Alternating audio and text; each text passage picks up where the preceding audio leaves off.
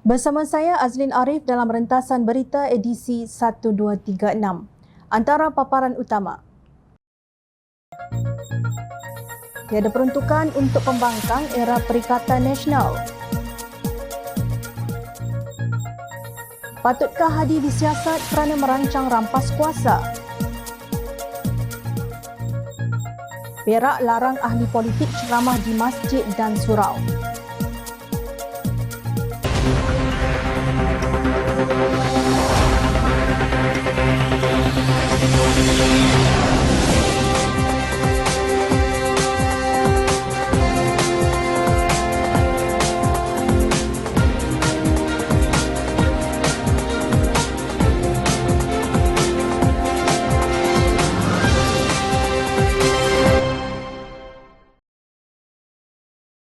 Assalamualaikum dan salam sejahtera.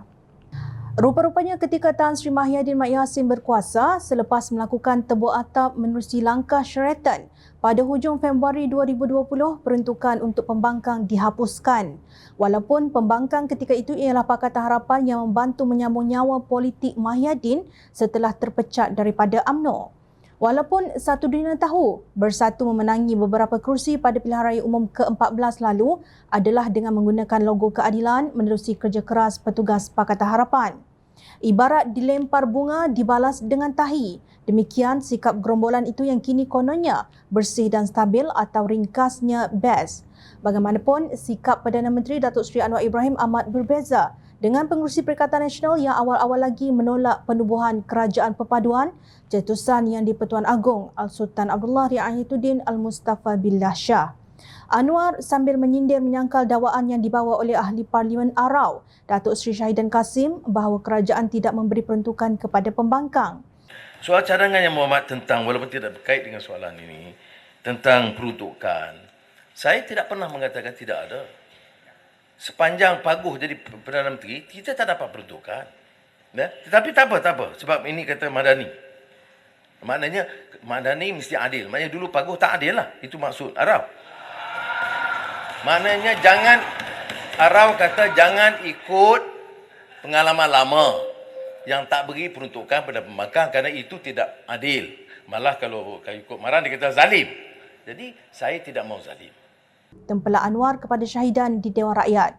Menurut Ahli Parlimen Tambun itu sudah menjadi pendiriannya sejak dahulu untuk memberi peruntukan yang sama rata. Namun begitu, kata Anwar, belum ada sebarang rundingan daripada pihak pembangkang mengenai peruntukan yang diperlukan negeri yang terlibat. Beliau memberi jaminan kerajaan akan mengagihkan peruntukan melalui proses perbincangan bagi mengetahui keperluan semasa rakyat.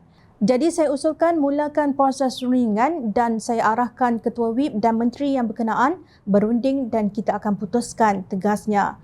Syahidan juga bertanya mengenai permintaan Ahli Parlimen Pembangkang bagi peruntukan sebanyak RM300,000 untuk negeri-negeri yang terjejas dengan banjir. Sementara itu, Menteri di Jabatan Perdana Menteri Hal Ehwal Sabah Sarawak dan Tugas-Tugas Khas, Datuk Armizan Muhammad Ali, berkata penyediaan dan penyaluran peruntukan kepada Ahli Parlimen Pembangkang tertakluk kepada keadaan kewangan semasa negara. Menurut beliau, peruntukan khas Perdana Menteri bagi kawasan Parlimen hanya bertindak sebagai penambah dan pelengkap kepada peruntukan di bawah rancangan Malaysia 5 tahun. Penyediaan dan penyaluran peruntukan ini adalah mengikut dasar sedia ada dan tertakluk kepada kemampuan semasa kewangan kerajaan, katanya melalui jawapan bertulis di Dewan Rakyat.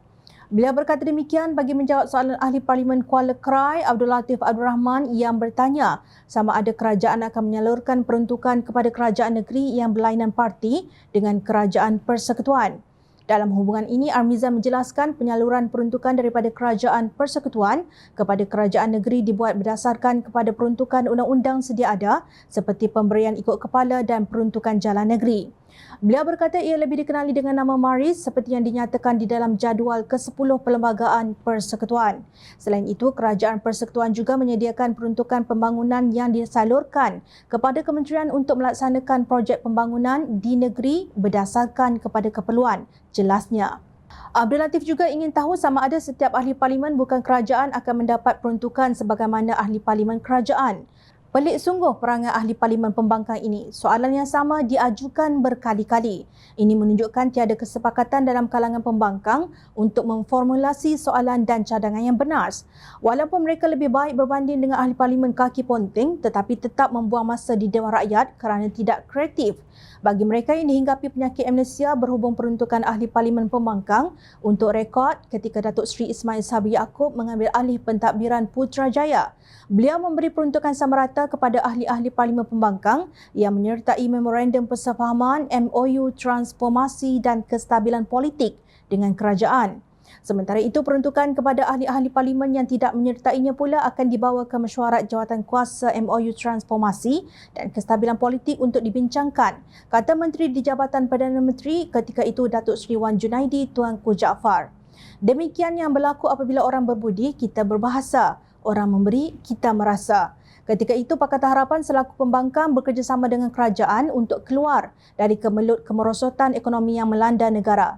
Namun, kalau siang malam asyik merancang bagaimana nak membuat kerajaan ini kelihatan tidak stabil di mata dunia, sudah tentu ia bukan sikap orang yang budiman. Sedangkan kita tahu apabila pelabur asing datang, banyak pekerjaan baru akan dicipta. Ekonomi berkembang dan kewangan negara semakin baik, maka peruntukan juga bertambah. Itulah matematik mudah yang pembangkang wajib faham. Ketika sesi perbahasan Belanjawan 2023 di Dewan Rakyat baru-baru ini, Ahli Parlimen Pakatan Harapan Jelutong RSN Raya membangkitkan laporan akhbar berhubung kenyataan Presiden PAS Tan Sri Abdul Hadi Awang mengenai rancangan menjatuhkan kerajaan. Kemarin Yang Berhormat Marang dalam Dewan Rakyat menyatakan bahawa pihak sebelah sana sedang merancang untuk menjatuhkan kerajaan ini. Saya sekarang menuntut supaya Menteri Dalam Negeri menyiasat kerana perkara ini merupakan sesuatu yang menyalahi Undang-Undang Kanun Keseksaan di bawah Seksyen 124B. Saya baca, barang siapa dengan apa-apa cara secara langsung atau tidak langsung melakukan aktiviti yang memudaratkan demokrasi berparlimen hendaklah dihukum dengan pemenjaraan selama tempoh yang boleh sampai 20 tahun. Katanya. Namun, Ahli Parlimen Parit Buntar Muhammad Misbahul Munir Masduki bangun mencelah dengan merujuk kepada Peraturan Mesyuarat 36/6 mengenai larangan Ahli Dewan Rakyat mengeluarkan sangkaan jahat ke atas ahli yang lain. Misbahul Munir menegaskan tuduhan raya bahawa Abdul Hadi sedang merancang menjatuhkan kerajaan adalah sangkaan jahat kerana Presiden PAS itu tidak pernah berkata sedemikian, sebaliknya hanya membuat kenyataan politik. Sedang merancang. Ini satu sangkaan jahat. YB Marang hanya membuat suatu kenyataan politik, dia tak merancang pun. Dengan melihat perkembangan yang ada. Yang Berhormat, Nanti dulu, habis lagi saya syarah dulu. Bagi faham dulu. Satu sangkaan jahat. Yang Berhormat menyatakan bahawa kenyataan politik telah dibuat. Itu merupakan pengakuan. Itu kenyataan sahaja, bukan rancangan. Apa masalah Melainkan Jelutong? Tuan Guru menyebut kami merancang untuk menjatuhkan kerajaan perpaduan. Tuan Guru tak sebut pun.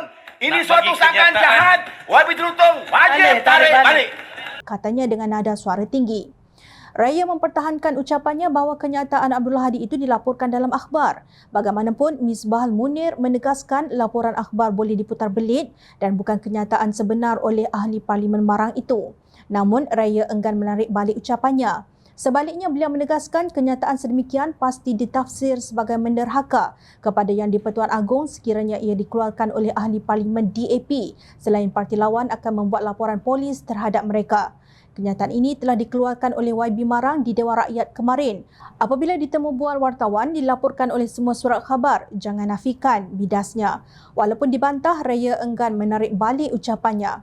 Saya mohon perkara ini diberi perhatian kerana rakyat tak boleh merana kalau berlaku sesuatu yang dirancang oleh pembangkang. Saya mohon menyokong, saya mohon Marang supaya tidak derhaka, tegasnya. Bukan Raya yang kebetulan daripada DAP seorang sahaja yang berpendapat sedemikian. Pengarah Komunikasi Keadilan Lee Chian Chung turut mengulas mengenai isu yang sama. Beliau menasihatkan pemimpin Perikatan Nasional agar menumpukan tugas mereka sebagai pembangkang yang konstruktif dalam usaha memulihkan negara. Memang tidak salah pun jika Perikatan Nasional ingin menjadi kerajaan.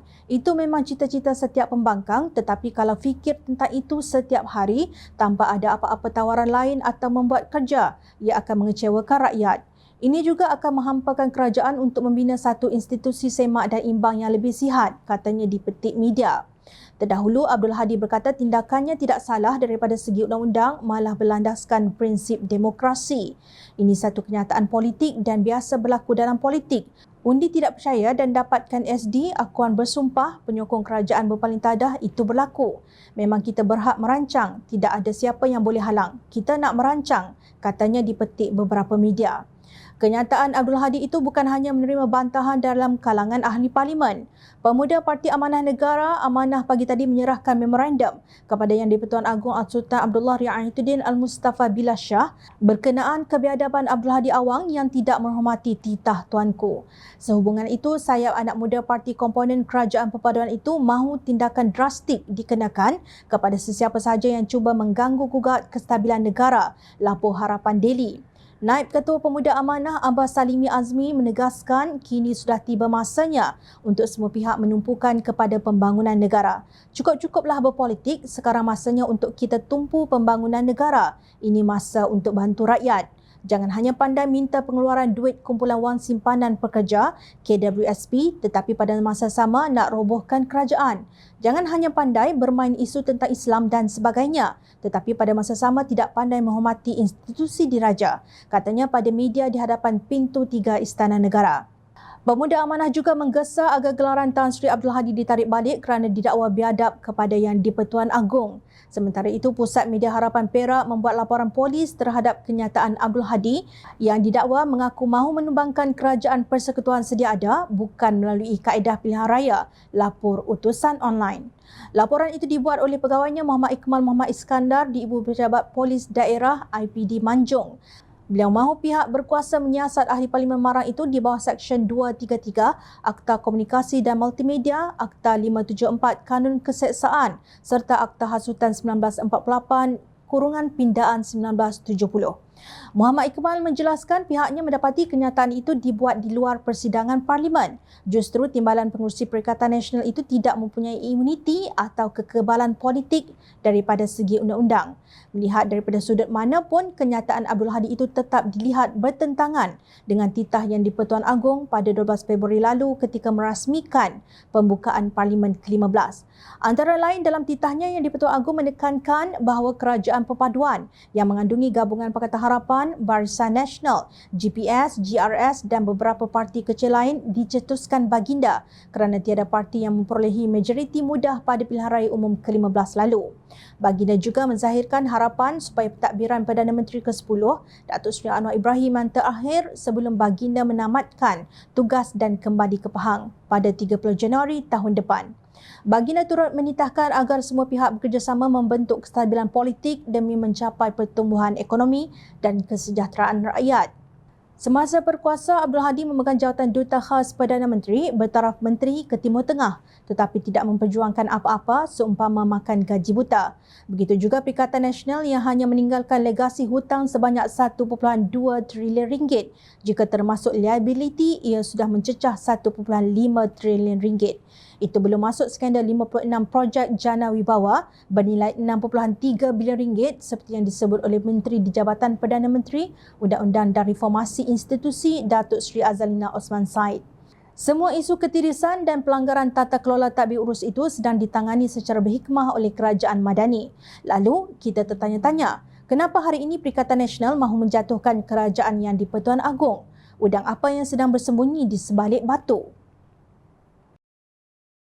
Baru-baru ini, Sultan Terengganu Sultan Mizan Zainal Abidin menerusi Majlis Agama Islam dan Adat Melayu Terengganu MAIDAM mengarahkan agar semua pemimpin dan aktivis politik dilarang daripada menjadi imam, memberi ceramah termasuk khutbah Jumaat di mana-mana masjid di negeri berkenaan. Kini, Perak pula melarang ahli politik bersyarah di masjid dan surau di negeri berkenaan. Larangan tersebut terkandung dalam Surat Jabatan Agama Islam Perak JAIB kepada pengerusi Jawatan Kuasa Karya Masjid Negeri Perak bertarikh 6 Mac lalu. Menurut Jawatankuasa Pengawasan Pengajaran Agama Islam Negeri Perak, larangan mengambil bahagian dalam aktiviti mengajar atau bersyarah di mana-mana masjid dan surau yang berdaftar dengan Jabatan Agama Islam Perak di Negeri Perak terpakai kepada pihak termasuk pertama, individu yang telah dilantik sebagai ahli Dewan Negara atau terpilih sebagai ahli Dewan Rakyat atau ahli Dewan Undangan Negeri mana-mana negeri. Kedua, individu yang tiada mempunyai sebaran tauliah mengajar daripada Jawatankuasa Pengawasan Pengajaran Agama Islam Negeri Perak. Ketiga, individu yang memegang jawatan dalam mana-mana parti politik. Keempat, individu yang menjadi calon bertanding sebagai calon dalam pilihan raya umum dan pilihan raya kecil. Dan kelima, individu yang telah bersara sebagai ahli Dewan Negara atau ahli Dewan Rakyat atau ahli Dewan Undangan Negeri serta didapati kekal aktif dalam kegiatan-kegiatan politik.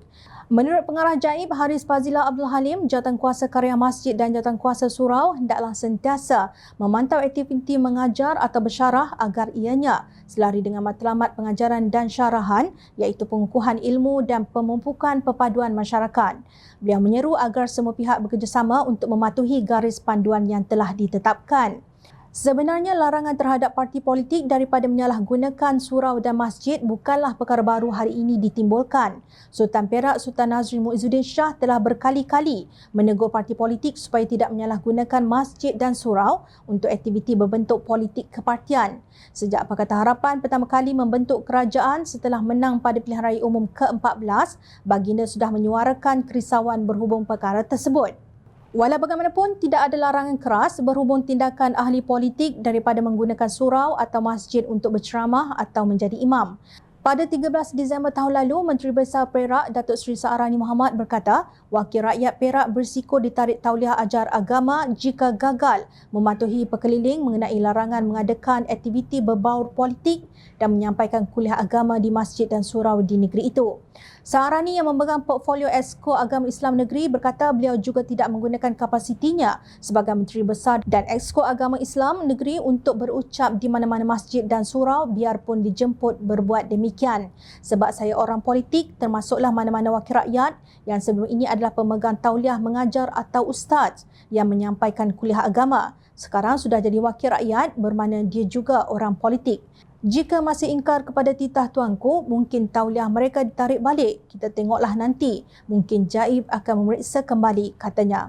Terdahulu, bekas ahli Dewan Undangan Negeri Titi Serong Hasnul Zulkarnain Abdul Munaim mempersoalkan kewajaran ahli Dewan Undangan Negeri Perikatan Nasional Manjoy Hafiz Sabri menyampaikan kuliah agama di sebuah masjid di Kampung Seri Kelebang, Kelebang Ipoh. Inilah contoh puak yang tahu ada larangan namun tetap keras kepala. Berdasarkan perkeliling Jaib bertarikh 26 Oktober 2022, dinyatakan Sultan Perak bertitah pada 24 Oktober 2019 bahawa baginda tidak membenarkan sebarang aktiviti politik diadakan di premis masjid atau surau, sama ada daripada parti kerajaan maupun pembangkang. Malah pendirian Sultan Perak amat tegas berhubung aktiviti mana-mana pihak yang meracuni fikiran serta membakar emosi rakyat dengan mengeksploitasi isu agama dan kaum. Sultan Perak bertitah pandangan ekstrim berunsur kaum dan agama berbentuk hasutan yang boleh menyemaikan rasa benci serta berpotensi mencetuskan pemusuhan sesama warga wajib dihentikan. Bumi ini tidak boleh dibenarkan untuk disemai dengan rumpai-rumpai beracun yang boleh membunuh pohon perpaduan. Langit di negeri ini jangan sama sekali dibenarkan untuk diselubungi awan-awan berasid yang akan menghujani bumi dengan fahaman ekstremis berlandaskan perkauman dan berpaksikan agama. Titah baginda pada istiadat pembukaan rasmi tahun pertama Persidangan Dewan Undangan Negeri ke-15 Perak pada 20 Disember tahun lalu. Sultan Nazrin bertitah banyak negara di dunia berakhir dengan perang saudara kerana rakyatnya memilih untuk berbalah atas faktor perbezaan kasta, kaum, warna kulit dan agama. Justru titah baginda jika faktor perbezaan yang mahu diberikan fokus, masyarakat sebenarnya memilih menulis resepi untuk melahirkan warga yang akan berselisih, berkonflik dan berpecah belah. Jika kita mahu memperbesarkan perbezaan, kita sebenarnya memilih membina tembok pemisah untuk tidak memungkinkan terbinanya masyarakat yang bersatu, masyarakat yang menerima dan meraihkan perbezaan, masyarakat yang menghormati realiti kepelbagaian dan masyarakat yang melihat kepelbagaian secara positif yang mengandungi kekayaan dan kekuatan. Oleh itu, setiap individu berperanan memastikan hubungan harmoni antara kaum terus disuburkan dan persefahaman antara pengikut pelbagai agama terus dipupuk, titah baginda.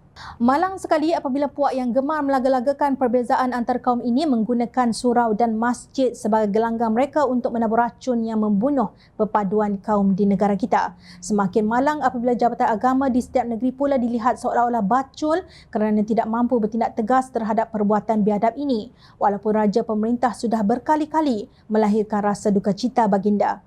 Semoga selepas ini ada tindakan tuntas daripada pihak yang berkuasa jika larangan terus-menerus dilanggar oleh pihak yang tidak bertanggungjawab. Bagi negeri yang dikuasai Kerajaan Malaysia Madani, tiada lagi alasan untuk tidak melaksanakan ketegasan dalam tindakan membanteras usaha pihak yang menyimpan agenda bertentangan dengan undang-undang negara. Ingat, rakyat sentiasa memerhati. Teruskan bersama kami di Jom Channel dan layari portal jomchannel.net untuk mendapatkan berita politik tanah air. Saya Azlin Arif, terima kasih. Assalamualaikum dan salam sejahtera.